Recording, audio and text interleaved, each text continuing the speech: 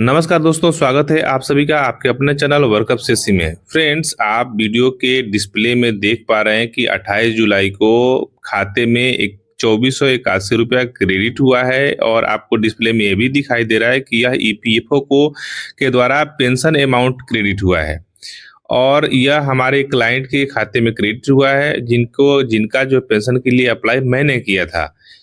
और ये एसएमएस भी आपको दिख रहा है, इनके मोबाइल पे एसएमएस आया था कि pensioner dear pensioner your pension claim is sanctioned by PPO number. ये 24/7 का मैसेज है। यह आपको दिखाने का मकसद यही है कि भाई मैंने जो अप्लाई किया था इनका, वो अभी पेंशन चालू हो गया है। और यह भी मैं आपको इसमें बताने वाला हूं कि आप जब भी फॉर्म 10D अप्लाई खुद से करते हैं तो क्या गलती नहीं करें, नहीं तो आप थोड़ा एक छोटा सा गलती करते हैं और आपका क्लेम रिजेक्ट हो जाता है। और क्लेम जब रिजेक्ट होता है तो उसमें जो रीजन और रिमार्क लिखा रहता है वो आपको समझ में नहीं आएगा, क्योंकि रिमार्क लिखता कुछ और है और एक्चुअल रीजन कुछ और रहता है ज्यादातर केस में। यहाँ पे मैंने 27/6/2025 को इनका क्लेम अप्लाई किया था, फॉर्म 10D अप्लाई किया था और 28 तारीख को इनके खाते में पैसा आ गया। पैसा आने के बाद जब आप स्टेटस चेक करते हैं तो इस तरह से ग्रीन सिग्नल दिखाता है, ग्रीन, और रिजेक्ट होता है तो रेड में दिखाता है। तो देख सकते हैं आप 29/7/2025 को इनका जो है मैसेज यहाँ अपडेटेड क्लेम स्टेटस में अपडेट हो चुका है। अब मैं आपको दिखाता हूँ कि इनका क्लेम रिजेक्ट कब कब हुआ है। इन्होंने पहले 29/10/2024 को अप्लाई किया था फॉर्म 10D मंथली पेंशन और ये रिजेक्ट हो गया था। दोबारा इन्होंने 4/4/2025 को खुद से अप्लाई किया था और रिजेक्ट हो गया था। इन्होंने वीडियो देकर किया था, बाद में मेरे से संपर्क किया इन्होंने और संपर्क करने के बाद मैंने इनका अप्लाई किया था 27/6 को। पहली बार रिमार्क दिया था कि ज्वाइंट डिक्लेरेशन पे कोई फॉर्म इन्होंने अप्लाई किया, वो पेंडिंग है इसलिए रिजेक्ट हो रहा है। फिर 1 महीने बाद इन्होंने अप्लाई किया, 2 महीने, 1 महीने क्या, लगभग 4-5 महीने बाद फिर से अप्लाई किया। फिर इनका रीजन आया कि भाई आपका एज, जब आपने नौकरी ज्वाइन किया था उस वक्त आपका एज 42 साल था, इसलिए आपका क्लेम रिजेक्ट हो रहा है। तो फिर बाद में मेरे वीडियो, हमेशा वीडियो देखते थे और मेरे से संपर्क किए कमेंट के माध्यम से, फिर मैंने इनका अप्लाई किया। तो अप्लाई करने से पहले मैंने इनका चेक किया था कि आपको कितना रुपये पेंशन मिलेगा। तो आप भी अपना पेंशन चेक कर सकते हैं ईपीएफओ के वेबसाइट पे जाके। ये पासबुक वाले वेबसाइट है, इसमें पासबुक जहाँ से आप डाउनलोड करते हैं देखते हैं ईपीएफओ का, ये वो वेबसाइट है। यहाँ पे एक कैलकुलेटर का ऑप्शन आता है, कैलकुलेटर में जाकर पेंशन पर क्लिक करेंगे तो आपको पता चल जाएगा कि आपको कितना रुपये पेंशन मिलेगा।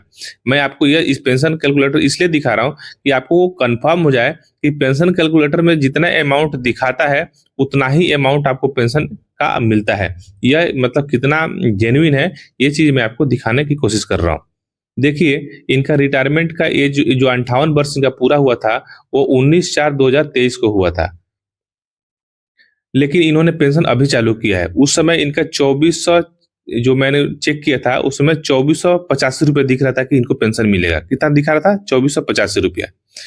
और इनको खाते में क्रेडिट कितना हुआ मैंने जो दिखाया था पहले, वो 2481 रुपया दिख रहा है ना। 2485 रुपया कैलकुलेटर में दिखा रहा है, आया कितना? 2481 रुपया। इससे आपको पता चल गया होगा कि इस कैलकुलेटर से यदि आप अपना खुद का जांच करेंगे, खुद की गणना करेंगे तो कितना इसमें सही आपको दिखाई देगा। मतलब सिर्फ 4 रुपये का अंतर आ रहा है। जितना यह कैलकुलेटर दिखा रहा था और आपके खाते में जितना रुपये जमा हुआ है उसमें सिर्फ 4 रुपये का अंतर है। तो यह कैलकुलेटर कितना सटीक है यह आपको देखकर पता चल गया होगा, क्योंकि मैंने पहले भी बहुत सारे वीडियो बनाया था तो लोगों को लग रहा था कि भाई यह सही नहीं बता रहा है, सही नहीं दिखा रहा है। लेकिन देखिए, मैंने आपको लाइव प्रूफ दिखा दिया, जो अभी 28 तारीख को उनके खाते में पैसा जमा हुआ वो, और जो मैंने कैलकुलेटर से पहले अप्लाई करने से पहले जो चेक किया था वो। तो अगर आप भी अपना खुद का चेक करना चाहते हैं तो ईपीएफओ के ऑफिशियल वेबसाइट है, जहाँ पे पासबुक आप लोग डाउनलोड करते हैं, वहाँ पे जाके लॉगिन करके यूएन पासवर्ड डाल के आप कैलकुलेटर पे क्लिक करके, जब आप ईपीएस कैलकुलेटर पे क्लिक करेंगे और तो आपको यहाँ पे आपका पेंशन अमाउंट शो होने लगेगा। इनके बारे में बता देता हूँ। इनका अंतिम वेजेज जो था, अंतिम ईपीएस वेजेज था 15,000 रुपये और इनका टोटल सेवा का जो वर्ष था वो था 16 वर्ष। इनका रिटायरमेंट एक्चुअल में 2023 में हो गया था, लेकिन इन्हें पता नहीं था कि पेंशन के लिए कैसे अप्लाई करें। ये ऑन ड्यूटी पे ड्यूटी कर रहे थे और 58 वर्ष की उम्र में ही इनके पेंशन में पैसा जमा होना बंद हो गया था, लेकिन इनको अप्लाई कैसे करना है, कब करना है, पता नहीं था। इसलिए ये 2 साल तक कुछ किए ही नहीं। अभी जाके इन्होंने अप्लाई किया तो इनका टोटल सेवा का वर्ष 16 वर्ष हो गया था, क्योंकि इनका 2023 में ही 16 वर्ष हो रहा है। अभी अगर जोड़ेंगे तो टोटल सेवा का वर्ष इनका 18 वर्ष हो रहा है, लेकिन इनका रिटायरमेंट 2023 में ही हो गया है, इसलिए इनका सेवा वर्ष 2023 तक ही काउंट किया जाएगा। तो 16 वर्ष की नौकरी और अंतिम एज 15,000 रुपया, वर्तमान उम्र 60 वर्ष है, तो 60 वर्ष की उम्र, 16 साल की सर्विस और लास्ट वेजेज 15,000 रुपया, तो इनका 2481 रुपया पेंशन मिल रहा है। जो इनका 58 वर्ष में अगर पेंशन मिलता तो थोड़ा सा अंतर आता पेंशन में, लेकिन जो 2 साल का पेंशन इनको नहीं मिला, जो इन्होंने 2 साल तक पेंशन नहीं लिया, वो इनको एरियर्स के रूप में नहीं मिलने वाला है, वो गया। अब उसको रिकवरी करने में इनको कम से कम अगर 15 साल 20 साल तक पेंशन उठाएंगे तो जाके कहीं वो रिकवरी हो पाएगा। तो आप लोग समय के हिसाब से 58 वर्ष में ही अपना पेंशन चालू कर लें तो ज़्यादा अच्छा है। वैसे 2 साल तक वेट करने की कोई ज़रूरत नहीं है, 58 वर्ष में आप चालू कर सकते हैं। अब बताता हूँ कि आपको क्या गलती नहीं करना है। जब कभी भी आप पेंशन के लिए अप्लाई करें तो यह सुनिश्चित कर लें कि आपका केवाईसी अपडेटेड है, आपका नॉमिनी का नाम अपडेटेड है, आपके प्रोफाइल में आपका फोटो ऐड है, आपका बैंक केवाईसी, आधार कार्ड सभी लिंक है, तभी जाके आप पेंशन के लिए अप्लाई करें। यदि आपके प्रोफाइल में किसी भी प्रकार का कोई कमी रह गया है, जैसे कि नाम में कोई त्रुटि है, डेट ऑफ बर्थ में त्रुटि है, फादर्स नेम में, मैरिटल स्टेटस में, जन्म तिथि में कोई भी त्रुटि है, तो बिना सुधारे फॉर्म 10D अप्लाई न करें। करेंगे तो आपका क्लेम रिजेक्ट होगा, फिर रिजेक्ट होने के बाद आपको फिर अप्लाई करेंगे, फिर महीना 2 महीना वेस्ट होगा समय।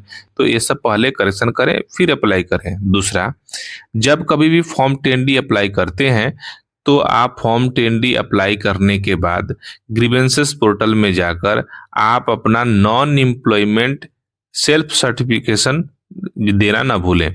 यानी कि नॉन एम्प्लॉयमेंट का जो खुद का सेल्फ डिक्लेरेशन सर्टिफिकेट है उसको भी भर के ज्वाइंट डिक्लेरेशन फॉर्म भरने के टाइम में उसको अपलोड करें और उसका हार्ड कॉपी अपने रजिस्टर्ड पीएफ ऑफिस को भी भेजें, क्योंकि ये भी कई बार रीजन दिखाकर कि आपने पहले, जब आप ये कब होता है, ज्यादातर केस में जब आप ज्यादा उम्र में कहीं नौकरी पकड़ते हैं ना, जैसे कि आपने पहले किसी ऐसे कंपनी में काम किया जहां पे पीएफ चालू नहीं है और वहां पे आपने 35 साल 36 साल आज 39 साल काम किया, और फिर दोबारा आप 40 साल की उम्र में ऐसे कंपनी में काम किए जहां पे पीएफ चालू हो रहा है।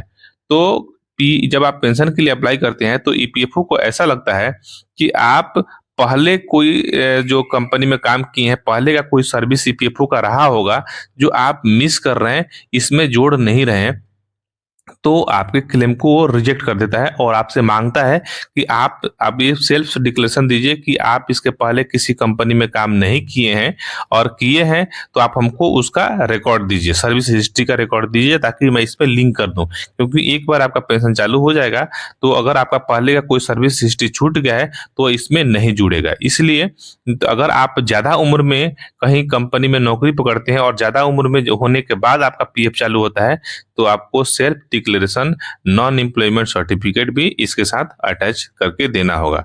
ज्यादा जानकारी के लिए आप हमें इस वीडियो पे कमेंट कर सकते हैं। यदि आपको self declaration non employment certificate का फॉर्मेट चाहिए पीडीएफ फॉर्मेट में, तो मैं इस वीडियो के डिस्क्रिप्शन में पीडीएफ कॉपी अटैच कर देता हूं, आप उसको डाउनलोड करके भर के और आप अपने पीएफ ऑफिस को भेज सकते हैं। अगर आपके साथ भी इस तरह का प्रॉब्लम आता है कि आपका क्लेम रिजेक्ट हो जाता है ये self declaration non employment certificate के लिए, तो आप उसको भर के दें। ये कम उम्र में ज्वाइन करने वालों के लिए नहीं होता है, लेकिन वैसे एम्प्लॉय के साथ में ज्यादा तरीके में होता है। वैसे एम्प्लॉय के साथ में जो एम्प्लॉय 35 साल 36 साल 40 साल 42 साल 45 साल या 50 साल के उम्र में जब कोई कंपनी ज्वाइन करता है और उसके बाद वो फर्स्ट टाइम ज्वाइन करता है, उसके पहले कोई सर्विस हिस्ट्री ईपीएफओ को नहीं दिखता है कि भाई इसने तो 40 साल की उम्र में नौकरी ज्वाइन किया और इसके पहले क्या कहीं कंपनी में काम किया ही नहीं, क्या इससे पहले कोई पीएफ अकाउंट है ही नहीं इसका? तो ऐसे में सस्पेंस रहता है, सस्पिशन रहता है, कंफ्यूज हो जाता है ईपीएफ ऑफिस, और फिर आपको ये आपसे डिक्लेरेशन मांगता है कि आप अब डिक्लेरेशन करके दे दो भाई मेरा पहले कोई भी सर्विस हिस्ट्री नहीं है। आप अगर एक बार पीएफ आपका पेंशन चालू कर देगा तो आप फिर दोबारा उसके लिए कोई क्लेम प्रीवियस रिकॉर्ड के लिए क्लेम नहीं करोगे। तो आपका क्लेम रिजेक्शन से बचने के लिए जो मैंने आपको उपाय बताया वो उसका ध्यान रखें, और आपको कितना पेंशन मिलेगा वो भी आपको पता चल ही गया है। आप जो मैं आपको प्रोसेस बताया उस प्रोसेस से आप चेक कर सकते हैं। तो आशा करता हूँ यह वीडियो आप लोगों को बहुत ज़्यादा इन्फॉर्मेटिव लगा होगा। तो प्लीज़ वीडियो को लाइक कर दें, ज़्यादा से ज़्यादा वीडियो को शेयर करें, और आपके मन में कोई सवाल, कोई फीडबैक इस वीडियो से संबंधित हो या कोई अन्य विषय से संबंधित हो तो आप हमें कमेंट के माध्यम से हमें बता सकते हैं, पूछ सकते हैं। मैं कोशिश करूंगा अगला वीडियो में आपके सवाल का उत्तर दे सकूं। तो वीडियो आप लोगों ने पूरा देखा, इसके लिए बहुत बहुत धन्यवाद।